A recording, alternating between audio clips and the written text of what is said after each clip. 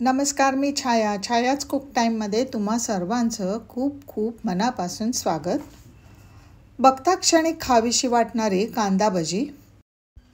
हा पहा भजीचा कुरकुरीत आवाज. यातील मी एक तोडून दाखवते तुम्हाला. अशी ही क्रिस्पी, जास्त तेल न पिणारी कांदा भजी दाखवणार आहे, तेही सोडा न वापरता.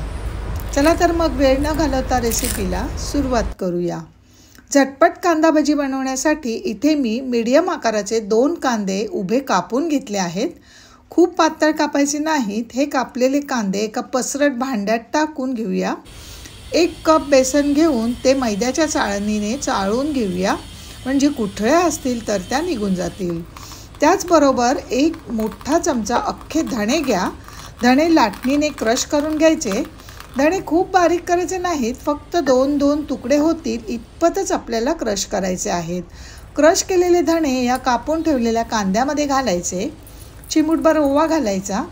चवीप्रमाणे मीठ घालायचं आहे.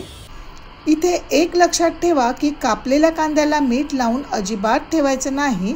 आपण झटपट भजी बनवणार आहोत, त्यामुळे मीठ लावून लगेचच आपल्याला भजी करायची आहेत. 2 ते 3 हिरव्या मिरच्या बारीक कापून घालायच्या. आता मिक्स करून घ्या. आता जे आपण बेसन चाळून ठेवलं होतं ना, ते बेसन या कांद्यामध्ये घालायचं आणि थोडं पाणी घालून घट्ट गोळा करून घ्या. फक्त चपातीला पीठ भिजवतो त्यापेक्षा थोडंसं घट्टसर ठेवायचं. लक्षात ठेवा, इथे पीठ रगडून अजिबात मळायचं नाही. हलक्या हाताने पीठ भिजवायचं. आता गॅसवर कढई ठेवून तेल घालून गरम करून घ्या.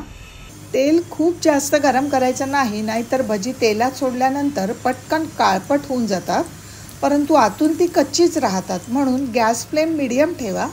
भजी तेलात सोडताना पिठाचे गोळे टाकायचे नाहीत. बोटांची मूवमेंट करून भजी तेलात सोडायची आहेत.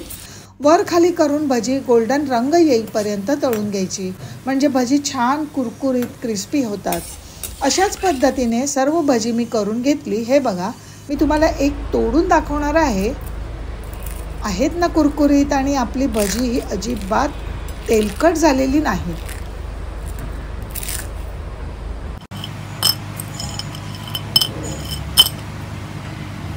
तर अशी ही झटपट भजी माझ्या ह्या पद्धतीने नक्की करून बघा आणि मला कमेंट करून सांगा, माझी ही झटपट भजी तयार करायची पद्धत आवडली का?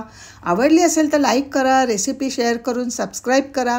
तेव्हा पुन्हा आपण लवकरच भेटूया एका माहितीपूर्ण रेसिपीसह. तोपर्यंत होममेड खा आणि स्वस्थ रहा. धन्यवाद.